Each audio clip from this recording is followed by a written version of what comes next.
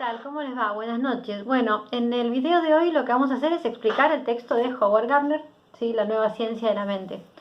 Vamos a ver algunas secciones nada más del texto y la idea es poder trabajar con este libro el nacimiento y los orígenes de las ciencias cognitivas.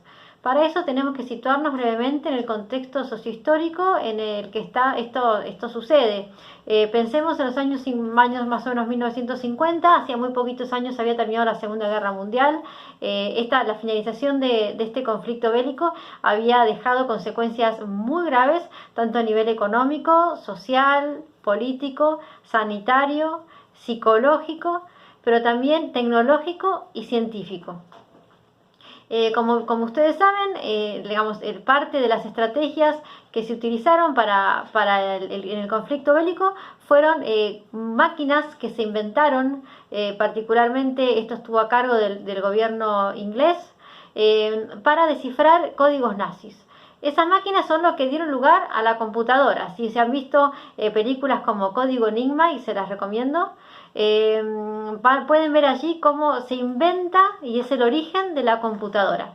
La guerra entonces nos deja, además de consecuencias muy graves, nos deja tremendos avances tecnológicos. Y parte de esos avances tecnológicos va a ser la computadora. Enormes máquinas que son capaces de procesar información que el cerebro humano no puede. Y que llegan a, y que logran descifrar algoritmos que el cerebro humano no puede. Hasta ahora la mente humana era, de alguna manera, la máquina, aunque sea orgánica, y esto estoy citando un poco, parafraseando a John Searle, que es un filósofo de la mente, era la máquina orgánica más inteligente del planeta. No había nadie que pudiera hacer más que lo que la mente humana hacía. De pronto aparecen máquinas que pueden hacer más que la mente humana. Es cierto, teníamos la calculadora, es lo máximo que podíamos, la máquina más avanzada a nivel de procesamiento que podíamos tener unos años antes de la invención de la computadora. Pero ahora aparece una máquina que logra procesar información mucho más compleja y que realmente logra hacer cosas que ni el mejor matemático puede hacer. Porque justamente la computadora se diseña cuando la capacidad de los matemáticos para descifrar los códigos nazis llega al punto límite. Aún los cálculos de una calculadora, una persona que tiene formación en matemática los puede hacer perfectamente. Sin embargo, hay ciertos procesos de datos que puede hacer una computadora que el cerebro humano no puede. Y esto es algo que viene a revolucionar el campo científico. Viene a revolucionar el campo científico porque viene a colocar en otro lugar al hombre, en el sentido de que dice, bueno, ¿qué va a pasar con las máquinas? De pronto que las máquinas, si hacen cosas más inteligentes o están haciendo procesos más complejos que las mentes humanas, ¿las máquinas podrán llegar a pensar en algún momento? Entonces, si las máquinas pueden hacer cosas como lo hace el humano, si pueden realizar procesamiento de la información como lo hace la mente humana, que la mente humana es una máquina como lo es la computadora, y comienza esta cuestión de plantearse la relación mente-máquina. Si las máquinas pueden pensar y si las mentes realmente funcionan en alguna manera como funcionan las máquinas. Y esto inaugura toda una etapa en el campo científico.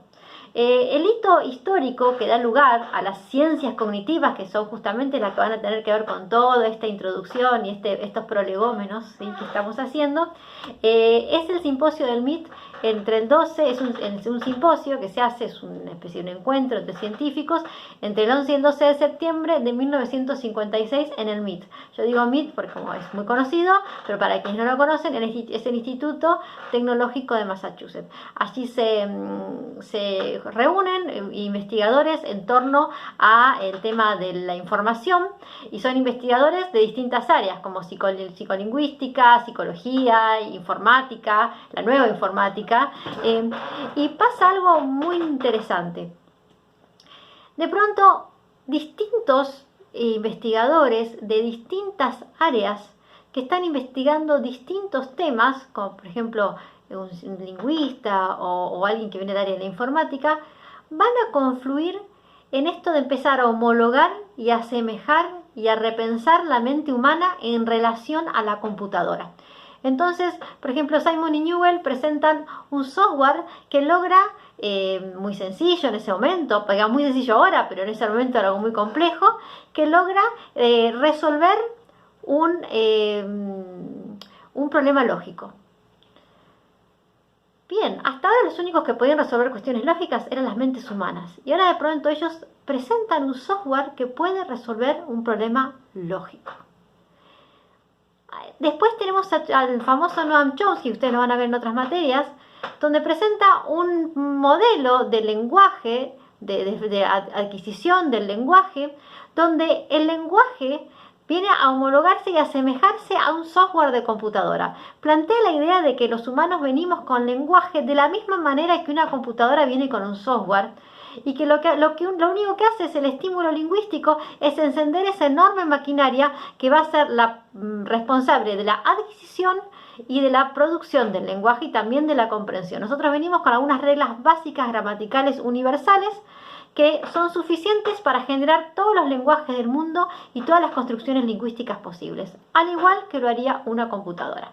George Miller presenta un trabajo famosísimo llamado El mágico número 7 más 2 menos 2, donde él presenta que la memoria humana tiene límites de procesamiento.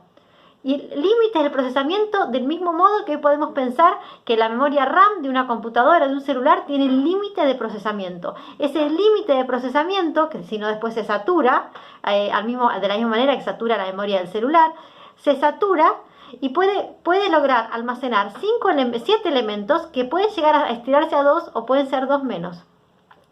Y ese es por eso es el mágico número 7.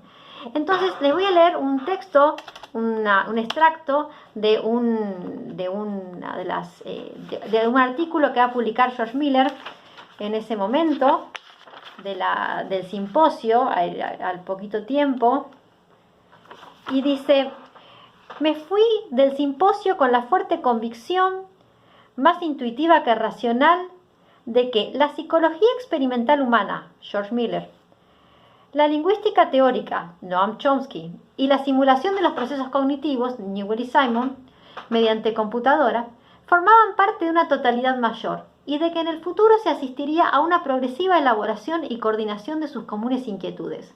Durante cerca de 20 años yo había estado trabajando en pro de una ciencia cognitiva antes de saber cómo denominarla. Estoy leyendo el capítulo 3 del texto de Howard Gardner. Bien. Se inaugura entonces una nueva etapa. Las características de esta ciencia cognitiva que comienza, que va a englobar entonces a la lingüística cognitiva, va a englobar a la psicología cognitiva, va a englobar en su momento se llamaban ciencias de la computación, ahora inteligencia artificial, y también va a incluir a lo que es después las neurociencias y la filosofía de la mente. Entonces, comienzan algunas disciplinas nuevas, como por ejemplo la inteligencia artificial. Hay algunas ciencias o disciplinas que ya se venían desarrollando y que van a cognitivizarse. Por ejemplo, la lingüística, que venía con un desarrollo hace muy poquito tiempo y que a partir de Chomsky podemos decir que se cognitiviza.